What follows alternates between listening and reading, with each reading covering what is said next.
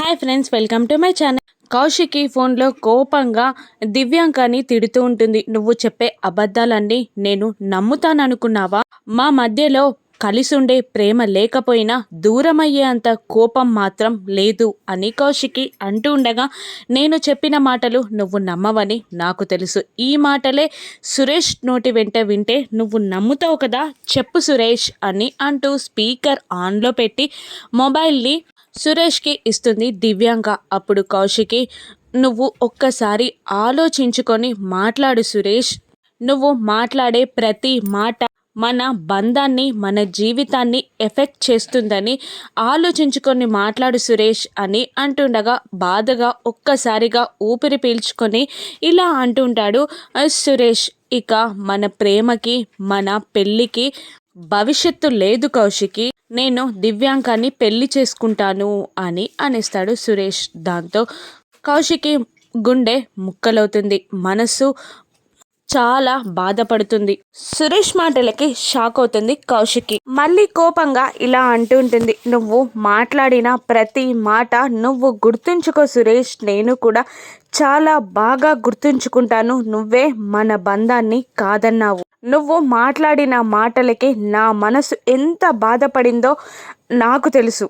ఇక సరే, మీరిద్దరూ పెళ్లి చేసుకున్నా నేను అడ్డుకోను, రాను కూడా అని అంటూ కోపంగా కాల్ కట్ చేసి యువరాజ్కి మొబైల్ ఇస్తుంది కౌశికి. ఆ తర్వాత యువరాజ్ భయపడుతూనే కౌశికితో, బావా నీకు కరెక్ట్ కాదని అలా మాట్లాడి దివ్యాంకకి సపోర్ట్ చేశామక్క అని అంటుండగా, అవును అన్నట్టు అమాయకంగా ఫేస్ పెడుతుంది నిషిక. ఏమీ మాట్లాడకుండా కౌశికి తల ఊపి కిందికి వచ్చేస్తుంది. ఇక దాత్రి కేదార్లు ఇద్దరు కొన్ని సామాన్ల సంచులతో లోపలికి వస్తుండగా, ఏంటవి అని కాచి గుమ్మం ముందరే ప్రశ్నిస్తూ ఉండగా, సామాన్లు అని అంటూ లోపలికి వస్తూ ఉంటారు. ఇక ఎదురుగా వైజయంతి వచ్చి జగదాత్రి కేదార్ల చేతిలో ఉన్న సంచులని చూసి, పండగ లేదు, పార్టీ లేదు, ఇన్ని సరుకులు ఎందుకు తీసుకొచ్చినట్టు అని అంటుండగా జగదాత్రి కేదార్లు సైలెంట్గా ఉండిపోతారు. ఇక వెంటనే నిషిక ముందుకు వచ్చి, అత్తయ్య గారు అడిగేది మీకు వినిపించట్లేదా,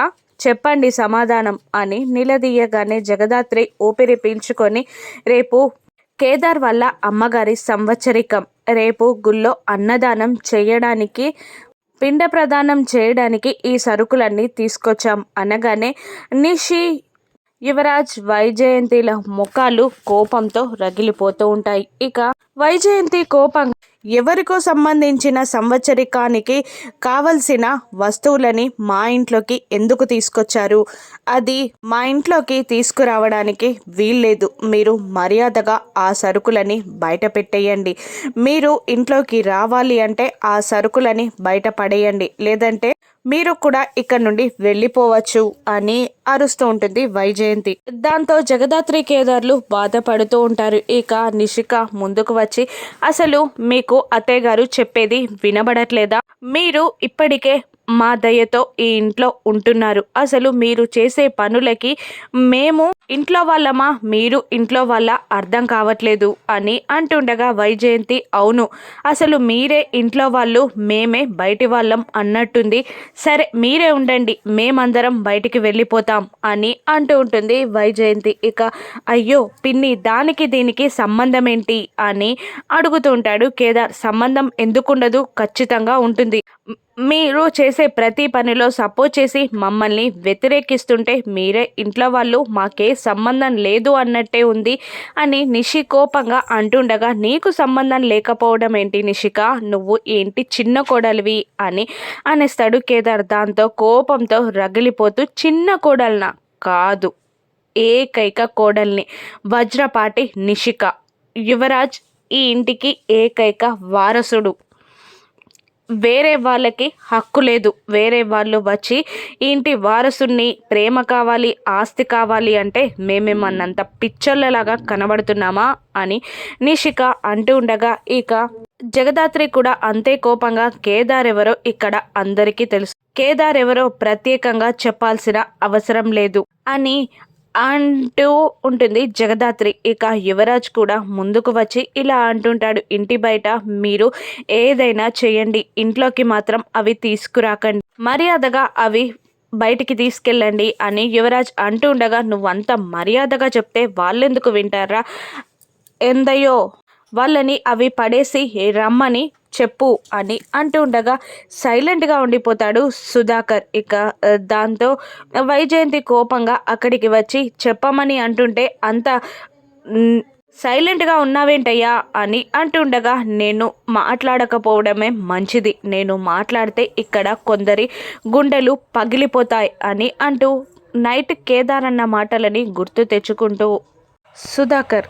దాంతో కాచి ఈ మాటలేంటి, వాళ్ళని తిట్టకుండా మనల్ని బెదిరించేలాగా ఉన్నాయి అని అని అంటూ ఉంటుంది కాచి. ఇక కోపంతో రగిలిపోతూ ఉంటారు నిషిక, వైజయంతి, యువరాజ్. ఇక మళ్ళీ నిషిక ఒక అడుగు ముందుకు వేసి, ఏంటి మీకు సమాధానం చెప్తే వినబడట్లేదా, ఆ సరుకులని బయటపడేసి రండి అని లాక్కోబోతూ ఉండగా ఇక జగదాత్రి చూసుకోకుండా నిషికని తోసేస్తుంది. దాంతో నిషిక వెళ్ళి కింద పడుతుంది. అయ్యో దెబ్బలు తగిలాయా నిషిక అని అంటూ నిషిని పైకి లేపడానికి జగదాత్రి ట్రై చేస్తుండగా తన చేతులని విదిలించి కొట్టి, చి నన్ను ముట్టుకోకు, నన్నే తోసేస్తావా, నీకెంత ధైర్యం అని అంటూ పైకి లేచి నిలబడి కేదార్ని అసహ్యంగా చూస్తూ, ఈ ఇంటికి సంబంధించిన వాళ్ళు కానీ సంబరాలు సంతాప సభలు జరుపుకోవడానికి వీల్లేదు, అయినా మీకు అసలు సిగ్గులేదు, నీ తల్లి మర్యాదని శీలాన్ని నా నెట్టింట్లో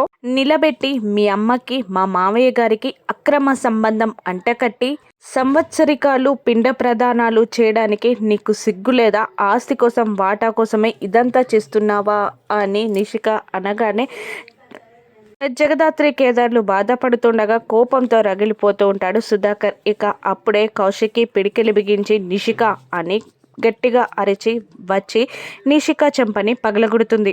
దాంతో షాక్ అవుతుంది నిషిక. అక్క అని యువరాజ్ అంటుండగా, ఇక ఈ పని నువ్వు చేయాల్సిందిరా, నేను కాదు, నీ బదులు నేను చేశాను. అయినా ఏమన్నావు నిషిక, నేను కోడల్ని అన్నావు కదా, కోడలుగా పెద్దింటికి ఉండాలంటే పెద్దరికం ఉండాలి, నీలాగా కాదు. నువ్వు చేసే పనుల వల్ల పెద్దరికం రాకపోగా అవమాన పాలవుతున్నావు అని అంటూ ఉండగా, ఇక అంటే నేను ఇంటి కోడలుగా పనికిరానంటారా అని అంటూ ఉంటుంది నిషిక ఆవేశంగా. అప్పుడు జగదాత్రి ఆవేశంలో మాట్లాడకు అని, పిచ్చి పిచ్చిగా మాట్లాడకు అని అంటూ ఉంటుంది జగదాత్రి. చూసారా నాకు తెలివి లేదని ఇది అంటుంది, అయినా మీతో 4 రోజులు ఉండలేక మిమ్మల్ని వదిలిపెట్టి వేరే పెళ్లి చేసుకోబోతున్నారు అన్నయ్య. మీ సంసారాన్ని మీరు చక్కదిద్దుకోలేని వాళ్ళు మా సంసారం, నా మొగుడు నన్నెలా కంట్రోల్లో పెట్టాలని చూస్తున్నారా, మీ సంసారాన్ని ముందు మీరు చక్కదిద్దుకోండి అని అవమానపరిచేలా మాట్లాడుతూ ఉంటుంది కౌశికిని నిషిక. ఇక దాంతో అందరూ షాక్ అవుతారు. ఏడుస్తూ కౌశికి బయటికి వెళ్ళిపోగా జగదాత్రి నిషిక దగ్గరికి వచ్చి, చి నీకు సిగ్గులేదే, ఎవరితో ఏం మాట్లాడాలో తెలీదు అని అంటూ జగదాత్రి కేదార్లు కౌశికి దగ్గరికి వెళ్ళి, ఏంటి వదిన, అన్నయ్య వేరే పెళ్లి చేసుకోబోతున్నారా, నిషిక అన్న మాటలు నిజమేనా అని అంటుండగా, అవును అని అంటూ తల ఊపుతో మన పెళ్లి బంధానికి ప్రేమ బంధానికి భవిష్యత్తు లేదని సురేష్ చెప్పేశాడు అని అంటూ ఉంటుంది కౌశికి. ఇక అన్నయ్య మాటల్ని పట్టించుకోకండి వదిన, ఆ పెళ్ళి జరగదు, 1 గంటలో వాళ్ళు ఏ రహస్యాన్ని దాచిపెడుతున్నారో మేము కనిపెడతాం అని అనగానే అలాగే అంటూ తల ఊపుతుంది కౌశికి. ఇక మరోవైపు దివ్యాంక బ్యాగ్ సర్దుతూ సురేష్ని పిలిచి, బ్యాగ్ సర్దుకో, కేరళకి వెళ్ళి కొచ్చిలో పెళ్లి చేసుకుందాం అని అంటుండగా, ఇలా చేయడం తప్పేమో, విడాకులు రాకుండా ఇలా చేయకూడదేమో అని అంటూ ఉంటుంది సురేష్. ఇక లేదు, ఇంకొక నెల ఆగితే నా పుట్ట బయటికి వస్తుంది, అప్పుడు అందరికీ తెలుస్తుంది, కౌశికి భర్తగా నేను బిడ్డను మోస్తున్నాడని తెలిస్తే న్యూస్లు చెప్పే కౌశికి న్యూసెన్స్ అవుతుంది అని అనగానే బాధగా వెళ్ళి బ్యాగ్ సర్దుకొని బయటికి వస్తూ ఉంటాడు సురేష్, దివ్యాంక. అప్పుడే జగదాత్రి కేదార్లు వాళ్ళకి ఎదురుపడతారు. మీరెందుకు ఇక్కడున్నారు అని దివ్యాంక అంటూ ఉండగా, ఇక జగదాత్రి కేదార్లు ఇద్దరు సురేష్ని పదండన్నయ్య ఇంటికి వెళ్దాం అని అంటూ ఉంటుంది జగదాత్రి. ఇక కేదార్, మీరన్న మాటలు అన్నీ తప్పని నమ్మి ఇక్కడికి వచ్చాం బావగారు, మాతో పాటు ఇంటికి వచ్చేయండి అని కేదార్ కూడా బ్రతిమిలాడుతూ ఉండగా, అసలు మీరు ఏ రహస్యాన్ని దాస్తున్నారు అని జగదాత్రి అడిగేస్తుంది. ఇక కౌశికిని అడిగిన గంట టైంలో నిజాన్ని జగదాత్రి కేదార్లు బయట పెట్టగలరా, సురేష్ కౌశికి కలుస్తారా, సుహాసినికి సుధాకర్ పిండ ప్రదానం చేస్తాడా? రాను ఎపిసోడ్స్లో చూద్దాం. Thank you for watching.